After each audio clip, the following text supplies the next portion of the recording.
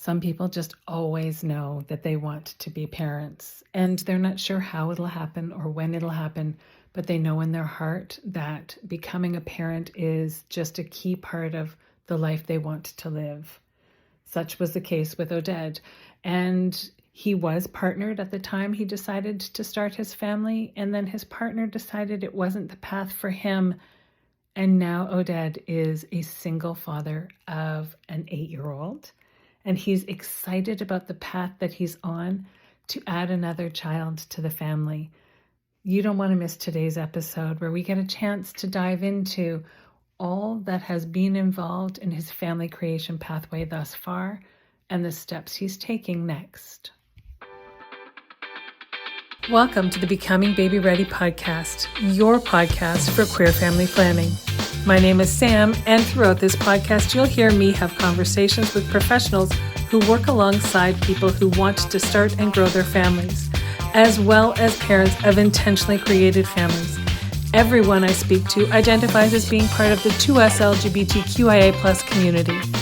This is your opportunity to learn answers to questions you didn't even know you had. Welcome, everyone. Today, I have the opportunity to be chatting with Oded from the other side of the Atlantic Ocean. We are separated by an ocean, but he's come with such a beautiful story and such a story of hope, dare I say, that I can't wait for us to jump in. So welcome, Oded. Please tell us about yourself and about the members of your family as it stands at this particular moment in time. Okay, yeah, it might change. It might. I hope it will change, but I'm here really to tell my story and not to advocate for finding a surrogate. I didn't give up hope on finding a surrogate in Canada, but I'm actually looking at other alternatives, a little more promising and much faster turnaround. So I'm Oded. I turned 60 not long ago, but I feel 20, Right. and I'm very, very anxious to start to be a dad of two. I'm currently a dad of one, Ari, my 8-year-old, who was born with the help of surrogacy and a wonderful surrogate angel in Canada that was a nurse in the maternity ward, and she knew everything about surrogacy because this was her second journey. Right. And it feels like it was yesterday, but Ari was born that I was waiting for it for very, very long. I was in a relationship before Ari was born, and we separated just a few months before, and then I switched him, or I replaced him with a much younger model, Ari, and Beautiful. ever since he's been at my side, and we are together. We do everything together. I'll tell you all about it pretty soon. I'm also taking care of my elderly dad here in Israel. He's 93 and a half, and he's doing well. Excellent. And he's the reason why I'm back in Israel and not back in Chicago, where I lived last. And I miss Chicago very, very much, and I will be there Yep. one day. Yep. But as long as that is with us, we are here. Mm-hmm. We actually, Ari and I lived with my dad for 6.5 years, and then Dad required a full-time caregiver who lives with him now. Mm-hmm. And we are here nearby, not too far. We still see Dad, or my dad, Grandpa. We see three times a week or so. Okay. We do the shopping, we do his grocery shopping and all that. And I have two sisters here in Kfar Saba in Israel, but well, they have their own family and not as involved with Dad as I am. Right. Um, and now I just want to share my story because it is a wonderful story. It is. a really story of hope, as you said before. And I'm hoping to be a dad of two, but my focus is raising Ari as much as the best I can. Right. And I want to encourage whoever is thinking about surrogacy to just take the plunge and do it. Whoever is thinking about it, explore all options and see that surrogacy is the best option. It was the best option for me, at least. Right. I thought that uh, mutual parenting or something like that. I mean, sharing parenthood with someone that was an option at the beginning, but I realized I don't want to be tied to someone here. Right. If I want to go back to live in Chicago and all Right. that, so I wanted the freedom, and that's what I chose. I chose Canada because the altruism, the way the surrogacy is constructed there. But there are so many other options as I'm exploring now in different countries, and just do it. Don't hesitate. Do Do it. It's it. the best gift you can ever give yourself, having a little bundle in your hand. Yeah. And whoever is a parent already, I mean, knows that. But Yeah. whoever's thinking about it, it's great. It's very true. It's very true. So can we go back a bit then? Tell me, so you were with a partner and decided, did you always think that you were going to have a family, or was it something that sort of hit you? I mean, lots of us sort of hit that 30, 35 mark and we're like, "Oh, I need a legacy and I really want to be a parent. So now I need to do this. How am I going to do it?" When did all of this kind of come to be in your mind that you started the ball rolling to look into surrogacy with Ari? And was surrogacy your first choice over adoption? So actually, I wanted to become a dad ever since I remember myself. I mean, even as a child, playing with dolls and everything. Oh, you're my baby. You're my baby. I'll take care of you. And I always had the nurturing inside of me. Right. And with a partner, I was just pushed into it. Right. I thought about it all again. I didn't take the plunge as I recommend now. And with a partner, we explored it. We went to an agency in Israel who put us together with the agency in Canada, and that's how we started it. But my partner at the time, who was 17 years younger, my junior, um, just said it's too early for me. I am opting out and just Right. left. And I was ready. I didn't hesitate. I just continued with the down the road, and a few. It was a year and a half later. I had Ari. Wow. So, in the grand scheme of things, it moved fairly quickly because anyone who's looked into surrogacy in Canada knows that it's not a fast process because of the altruism. There aren't as many surrogates willing to be surrogates, and many people willing to be surrogates. And so, finding someone who can take that step for you can be that much more difficult to achieve. So, you moved fairly quickly for Canada. As a Canadian, can I ask you whereabouts in Canada you were? Well, actually, I hooked up with an agency in Toronto, Okay. and the birth was in Belleville, Okay. Yes, I know the um, area. Yep. Ontario. Perfect. And Belleville Hospital, that's where the Ari was born. nurse worked, and Yeah. it was She birthed at her wonderful. own Yes, hospital. I love yeah, that.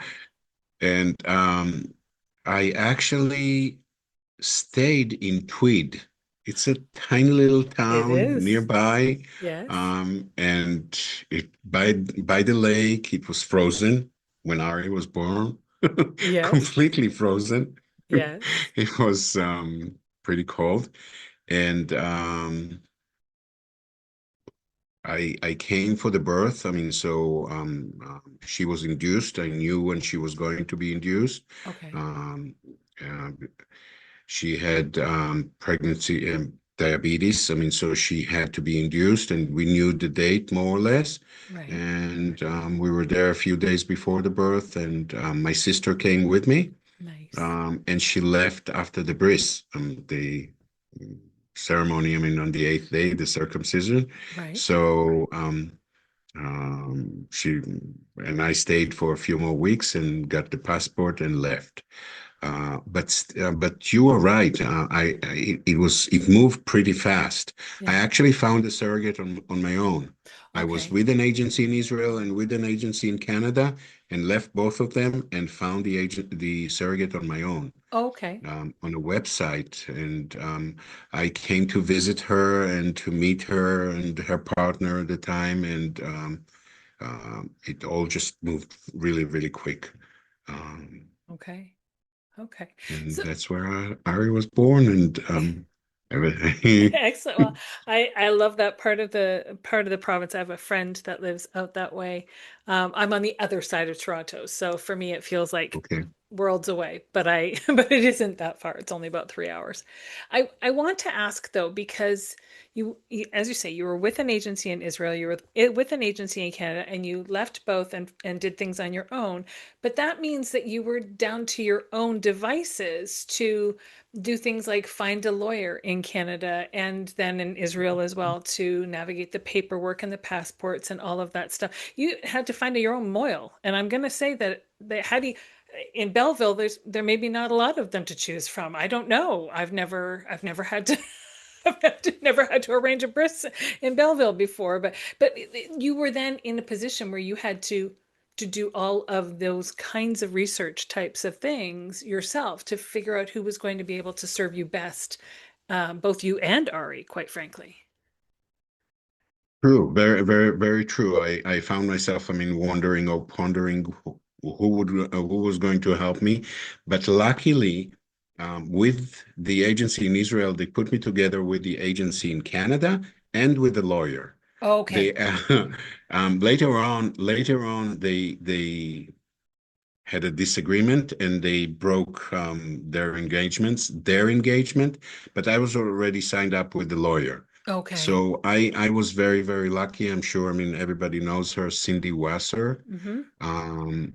very well known, I mean, in the surrogacy process. And Right. she really took care of me. She Excellent. directed me. She had me sign the contracts after her reviews and all that, and she prepared a humongous packet of paperwork that I took to the consulate. I mean, to get the passports and all that. And then when I took care of the American citizenship for Ari in Israel, I brought that packet, and she said, "Oh wow, wow, you're so organized."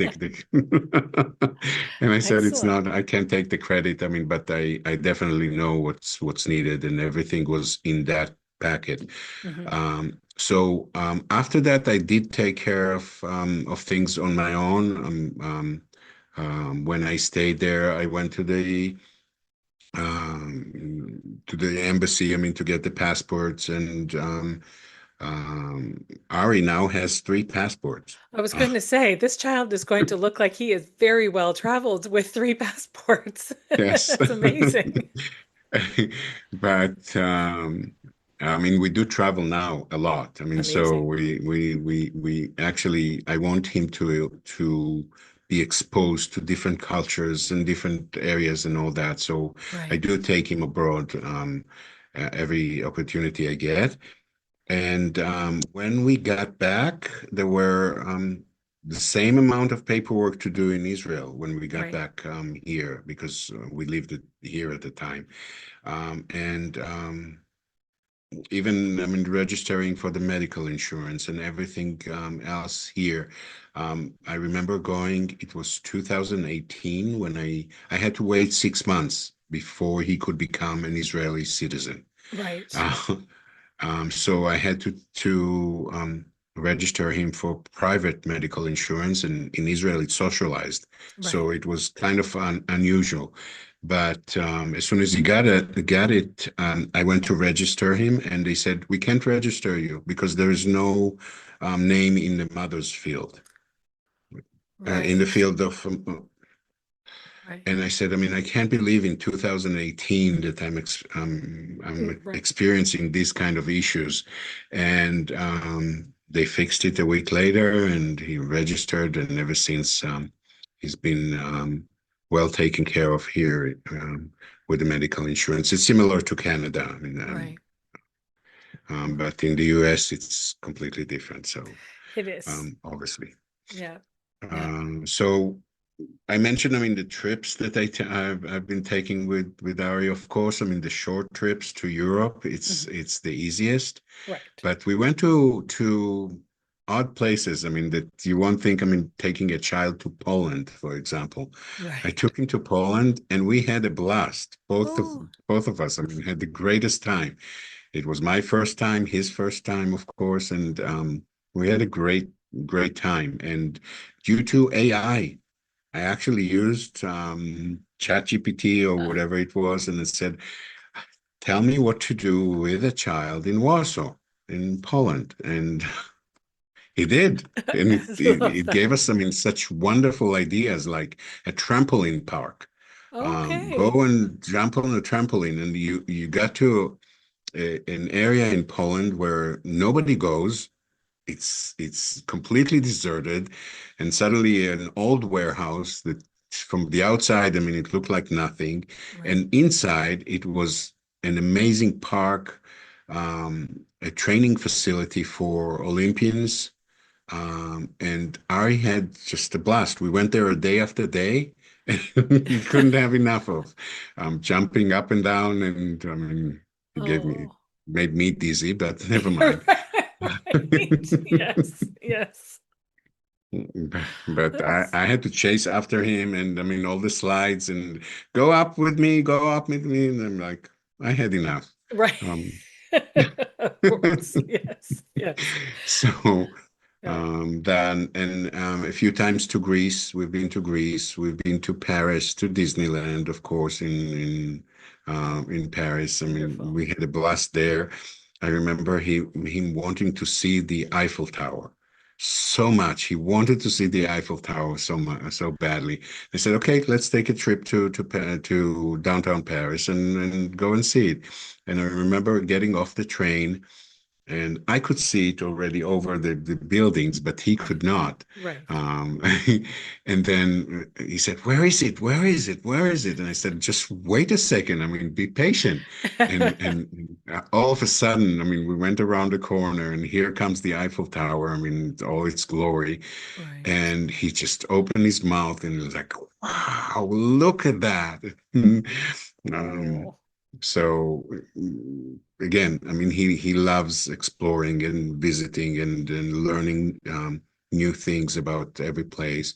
We wanted to visit the London Tower, but unfortunately, with politics and a little bit of uprising there or Yep. You have to look out your anti-Semitism. I mean, safety. yeah. So I stayed home.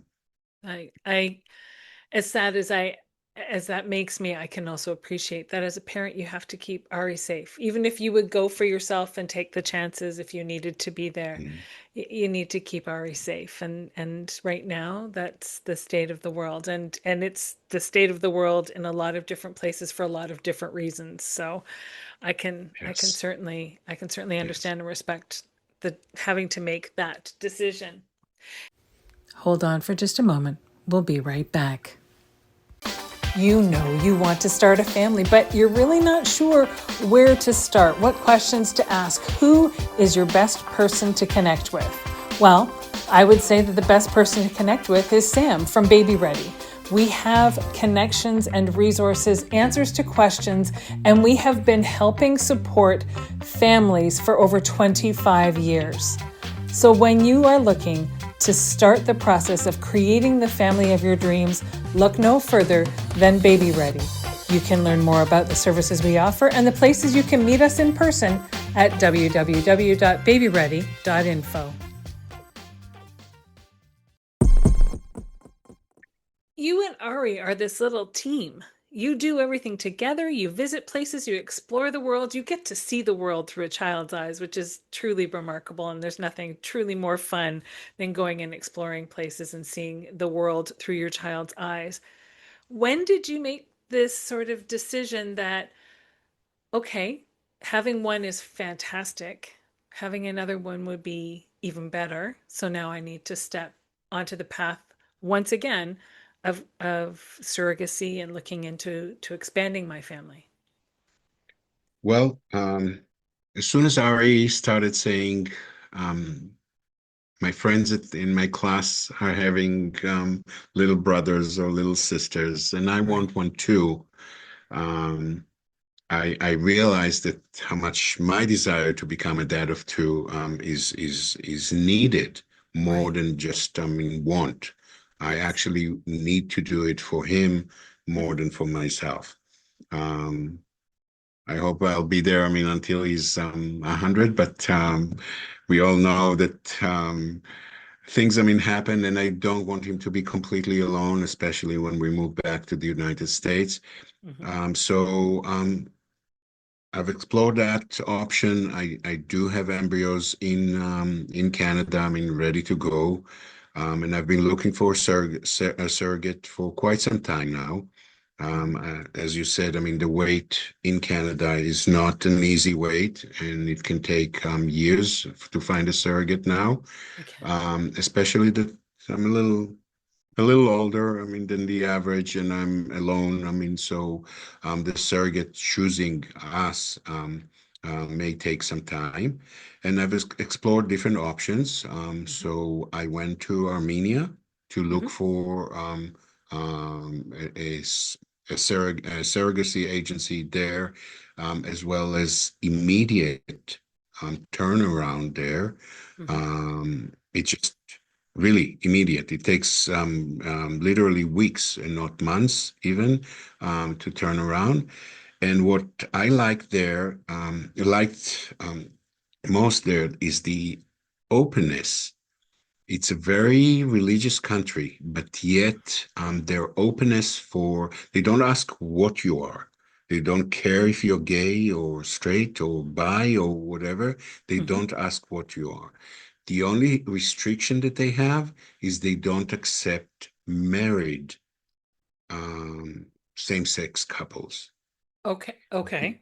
You So can be so you, together. you I'm sorry. You okay. can be together Mm-hmm. and have partnership and bring the child to your country and then register both as as parents. But Right. there they don't accept it as married couples. But uh, all the rest, I mean, gay couples can go there and get children pretty fast. I mean, with surrogates. Most of the surrogates come from Georgia, Eastern Okay. Europe and Georgia, Mm-hmm. and some are from other neighboring country, but not from Armenia. So the process is done in Armenia, but the surrogates are from outside of Armenia. Okay. Yet the birth takes place in Armenia. The last couple of months of pregnancy, they have to live in Armenia. So Okay. and the agency takes care of everything, and yet the cost is a fraction of the cost anywhere else. I mean, IVF, including the surrogate and the donation and the IVF and the surrogate process um, is something similar to I would say around $75,000. Wow. So it's not much. It's not much. No, I The mean that whole sounds like a big process. number to those who are just starting out on this journey, but by comparison to other places, that is substantially less money than most other places I've ever heard of. Yeah, Yeah, it's really amazing. They do have less expensive programs. I mean, but then the limited tr number of tries if it doesn't work the first time. I mean, so if you want unlimited and guaranteed birth and things like that, I mean, it gets a little more expensive, but of still, course. it's unheard of. It's comparing to the numbers that I've been dealing with. And the first time around, even the first time around, it's really a fraction of the price. So you've been to Armenia, you've looked into everything, but as it stands right now, are your embryos still in Canada? They have yet to be transferred? Are you, what are your Okay, next so steps? since I didn't want to start all over again, I mean, and I do have the embryos in Canada, I prefer that option. Um, there is a little delay, about 6 weeks delay with the Armenian Ministry of Exterior, I think, Ministry of Exterior. They do require to be approved Okay. the embryos before they're being shipped, and then they can be shipped to Armenia. And there are plenty of companies that deal with that, but I do have the company that works both in Armenia and in Canada to do the shipping. And after that, I mean, it's fairly fast. Excellent. So once you get through that sort of red tape phase of things, the Hmm. embryos can be in Armenia, and then conceivably you could have a surrogate have receive a transfer of one of your embryos in short In order. Is that months. the idea? In Yes, months? yes, Wow, absolutely, in months. Couple of months, and next by next year I could be a dad of two. that would be so cool. Yes, yes, I'm excited inwardly. I Right. keep the Trying not excitement to because be too, yeah, count because you my don't want eggs to. until they hatch. Exactly, exactly. Don't count your eggs until they hatch. But at the same time, you also don't want to get Ari's hopes up too much until there's something for him to be truly connected to as well, right? Absolutely, and he will have to come with me because a matter of being there for about 5 to 6 weeks in Okay. Armenia until we get back. And get the passports and all that, and getting back to Israel. If I had gone back to the US, it would have been even faster. Okay. Oh, okay. So it's getting back to Israel that's going to take things just a little bit longer after the baby Mhm. arrives. Right. Okay. Okay. And There's a so, lot of bureaucracy here. well, and as with anything, there's a lot of bureaucracy. So, when it comes to family creation in the queer community, we're all kind of just expecting that there's going to be some kind of bureaucracy that we have to navigate. Whether we're adopting, we're birthing our own children, we've hired a surrogate. It's somebody's going to need to have the extra stuff filled out, right? Um, and so yeah, by this time next year, you could be a dad of two. That would be really remarkable. Absolutely. Absolutely.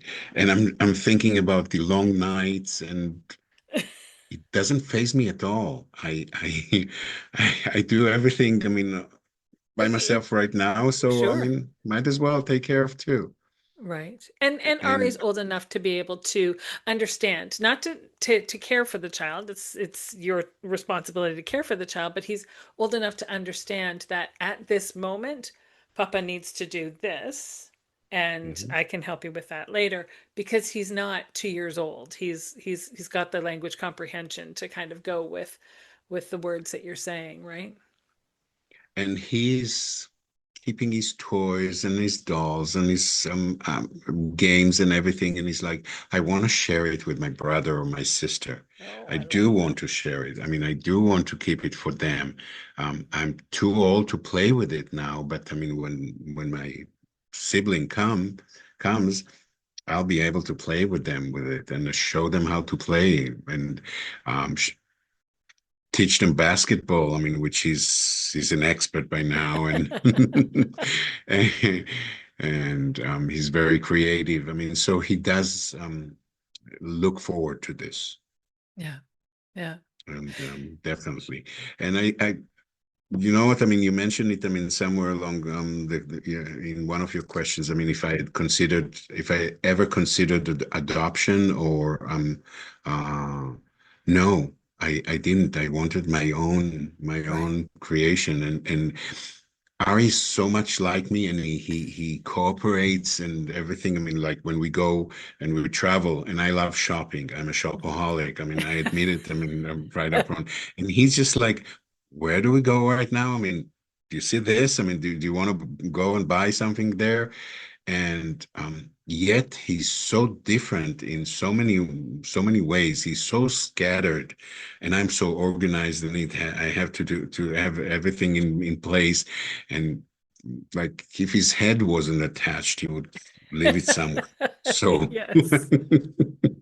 I Yeah. I have to just like not to forget anything. I mean, he's never late to school, and his food is always prepared the night before for his Yes. breakfast for school. So never do I want to take the chance of missing something. So I have to do everything in order. This Right. comes first. This comes first. We come back home. I wash the dishes, and like his and then take him, I mean, through bath time, food, and which we'll talk in a second. I mean, I've just cooked up a storm today. I don't know, I mean, what got into me. I mean, but everything at once. I had to do Yes. this and this and this all at once. Yes. I've made chicken soup. I've made the really great chicken breast. I've made potato skins. I've made Wow. what else? Pasta. I've cooked salmon. I just You're cooked up a nesting and storm. you don't even have a Um, surrogate and yet. I don't know. I don't know if you know what's tahini.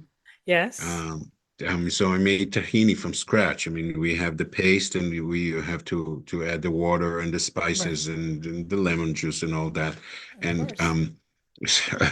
cooked so much. I mean, Ari came home and it's like, wow. It's a restaurant. What what went wrong? I mean, what's wrong with you? No, Nope. I cook all the time. I mean, Yeah. I cook and clean and do that. And today I worked from home, so I got the chance to do all that. I mean, while still working. Right. Of Um, course. and but still, I mean, so I might as well take care of a little one too. Oh, and truthfully, the joy you'll have with another child and watching Ari experience becoming a sibling too. That'll be what a beautiful Yeah, journey that he you get can to go on. definitely help in some things. I mean, some things he can help. I mean, he's already going walking by himself to school, and he's very independent, and he can keep himself busy. But um, I'm looking forward for him helping me. I mean, along the way. Oh, yes, yes. And he'll want to. He'll be old enough that he'll want to help with some things sometimes. And other times he'll be like, "Nope, that's on you. Your baby. Yes. You do that. I'm going to do this." But I mean, that's just part Yeah. of childhood too, right? We joined a local group of single parents, Hmm. and it's special families. That's what it's called, special families. I I'm not so sure about the name because Right. we are each and every one of us is special, Right. but not to be called special families. I mean, Yes. we're not unique and not whatever. I mean, but Yeah. and we went on a trip on Saturday, and we just had a blast with people we never met before. Oh, amazing. Beautiful place, and beautiful new flowers. I mean, blooming. I mean, because it's just the perfect weather here. Right. Um, it was cold, a lot of rains, and the beautiful flowers blooming. And Ari just enjoyed himself so much, and there was all kinds of different activities, and he enjoyed. And I'm looking forward to more activities like that. And Hmm. I don't know. I was waiting until he's ready for it. and Yeah. now I'm going to join all the groups. I mean, the local community, and it's very important for me to for him to know that he knows about me. I wasn't hiding it. He knows how he was born. He knows Right. I had a partner, that I was married to a guy, and he said, I mean, if you were married to a girl, I mean, then we could have had another child by now. Right. Well, Yeah, so it maybe. wasn't an option for me. Right, exactly, exactly. Except that wasn't a choice. That wasn't a possibility. It, I mean, out of the mouths of babes, right? I mean, he's speaking purely pragmatically, but at the same time, he looks at you and he feels nothing but absolute love for you. So he'd only want you to be happy. So, I mean, as I say, he's pragmatic. If you were with an opposite sex partner, then you could have had another child. But understanding that that wouldn't make you happy would be something that wouldn't make him happy by extension, right? So, I mean, Absolutely. children. He did tell me the other day, no other person could be a better dad than you. Oh. Wow. Where did that come from? Every as a parent, you need to hear it sometimes, though, right? Absolutely, but he's expressive, but I never Yes. heard him use these kind of That's words. amazing. That's So, beautiful. so this is really touching. I'm really trying my best for him, and I'm really trying to get him whatever he needs. Of course, he Hmm. has what he needs, Hmm. and sometimes what he wants. Oh, yes, because that's the best part of parenting, right? We do the needs and then sometimes the wants because they make all of us feel good. Absolutely. Yes, absolutely. I'm conscious of the fact that it's getting late where you are, and I but before I let you go, I first of all, I want you to promise that you're going to keep us posted on how this baby process goes because we need to know when this new baby is coming and when this new baby arrives. Beyond that, tell me, what is your very favorite part of parenting, Ari?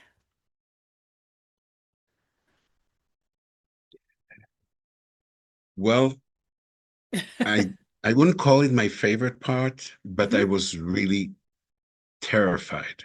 I was terrified that I won't know how to be a parent. Hmm. And knowing how and succeeding in parenting him so well. Everybody's saying he's so well brought up. He's brought up so well. That's my favorite part. Mm. Succeeding and doing what's needed, even though I had no idea what to do and Right. how to do it. Hmm. There's no book can prepare you for what you get in your hands once you Yeah. get it. So the joy that you feel, the immediate connection that you Hmm. get, that's what took me through all these years Hmm. and prepared me for the difficulties, as well as, of course, the triumphs that Yes. you have along the ways. Yeah. So don't be afraid. You don't know, you don't have any idea. Just do it. Yeah. I'm Yeah. not Nike or anything like that. I'm not trying to sell shoes, but I'm trying to sell the idea that anyone can do it. Yeah. Yeah. And That, you're absolutely right. It's Ari's a lucky little boy, and this next baby is going to be a lucky little baby to be a part of the family with the two of you. So I thank you. I think it's promise I amazing. will keep you updated. Excellent. Excellent. Thank you so much for taking the time to chat with me today. I really, truly appreciate it. Thank you for having me, and good luck to you all. As a queer individual with colonial lineage, I want to first acknowledge the land upon which I live and work. Being from what is now known as Burlington, Ontario, I recognize the original ancestry of these lands as they span from Lake Ontario to the Niagara Escarpment and beyond. These lands are steeped in Indigenous history that benefits my community every day. The territory is mutually covered by the Dish with One Spoon Wampum Belt Covenant, an agreement between the Iroquois Confederacy, the Ojibwe, and other allied nations to peaceably share and care for the resources around the Great Lakes. I would like to acknowledge that the land on which I stand is part of the treaty lands and territory of the Mississaugas of the Credit. The land dictates everything about our ways of being. Particularly, the land teaches us about fluidity. Concepts of the binary system and heteropatriarchy were imposed by the colonials who were, at the same time, removing children from their homes, families, and all that was familiar to them. These same children were divided by the only two prescribed binaries recognized by the settlers, and they were forced to conform to a performative, gendered falsehood. The land doesn't operate under binary thinking. It is diverse, complex, and unpredictable at times. Rather, the land holds us and all of our remarkable paths and identities. Every organism and spirit has a purpose. It is from this understanding that I strive to live and grow. Thank you for joining me today on the Becoming Baby Ready podcast. If you have a story that you'd like to share, or you know someone who might, if you're a professional who works in the capacity of helping people start and grow their families, and you identify as being a part of the 2S LGBTQIA+ community yourself, then please don't hesitate to reach out. We always have room for more stories to share, and there's always more learning to do.